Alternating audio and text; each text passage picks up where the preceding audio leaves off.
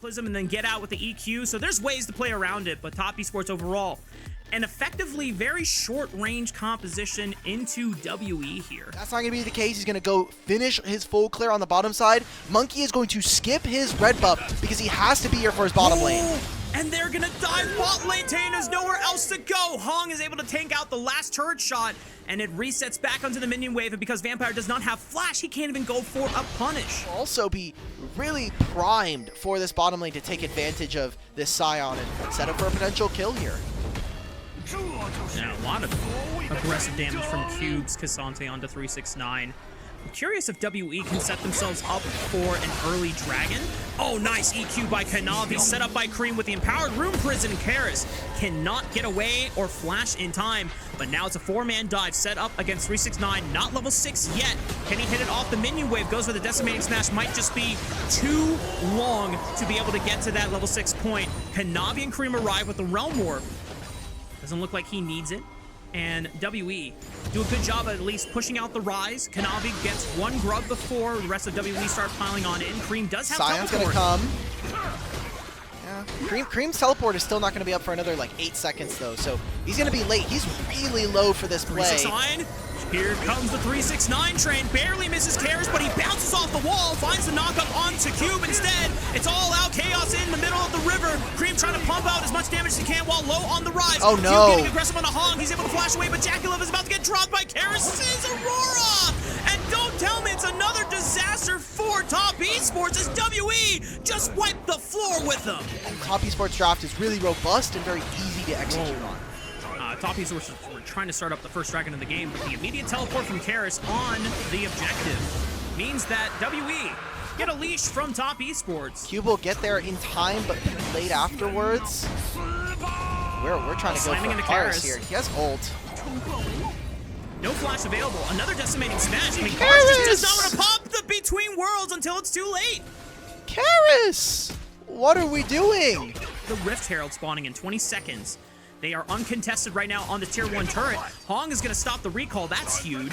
He doesn't have TP on this Corki either, so this is now Top Esports in a major position to contest this Rift Herald.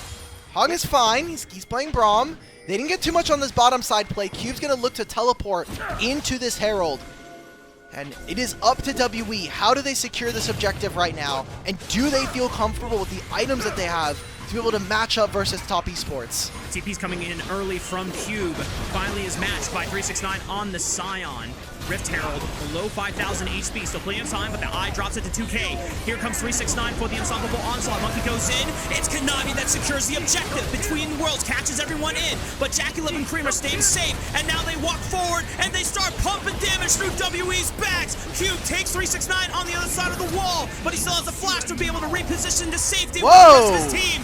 Cube goes aggressive, but this might have been ill-fated. They find enough damage on the 369, and they're still trying to play out these battle lines, but the calling comes back off a cooldown. Realm Warp for what?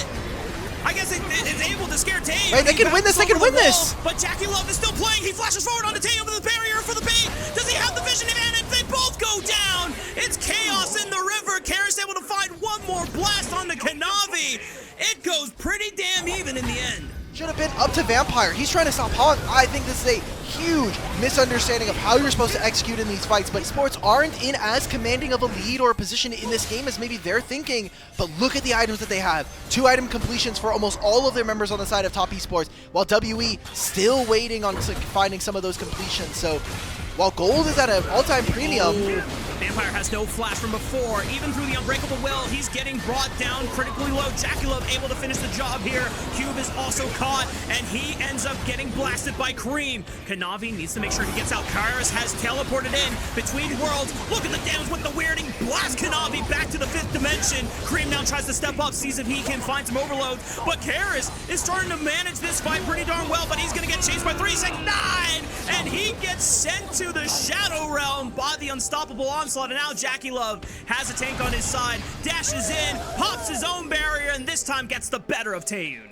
A turret here as well. Top Esports are barely winning out on these plays, and it's giving them small gold advantages. 3,000 gold. Jackalove is about to finish his 3rd item before Taehyun even finishes his 2nd. Eventually going to Monkey.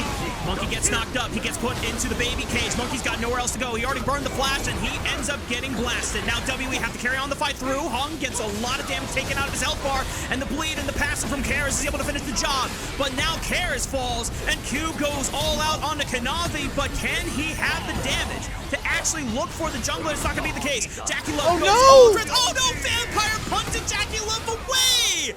Oh, that might have been a little bit of a saving grace, a consolation prize for WE, but in the end, Jackie Love still survives. Getting caught out way too many times in this game. Kind of a hallmark performance, I would say, where there are just individuals who are not performing here for WE. Vampire, I think, kind of confused on what he's supposed to do on this Alistar. I feel like Vampire has not been able to pilot this Vampire in the way that we would have expected. Monkey still dead finally again. gets to use his flash, but 369 is going to lock him down with a decimating smash.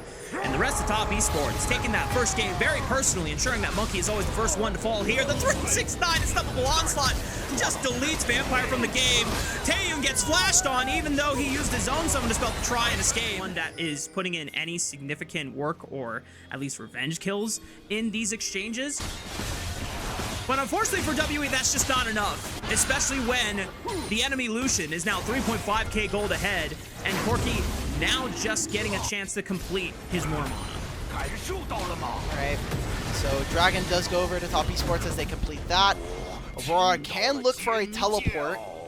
Don't have too many wards behind them, but just having the Hextech portals again. There's that single ward behind it right next to the Dragon. It seems like that's the angle here from Top Esports.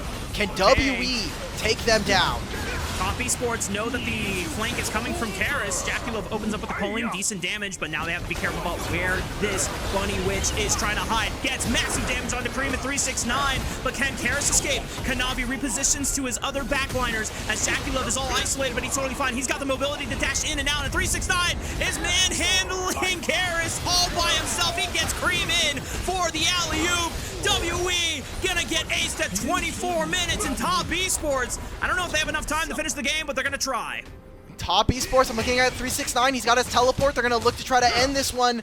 Long death timers and 10 seconds before Vampire is up. This could be the end of game 2, and of course, couldn't have been any other way, Rafa. We got WE going to 3.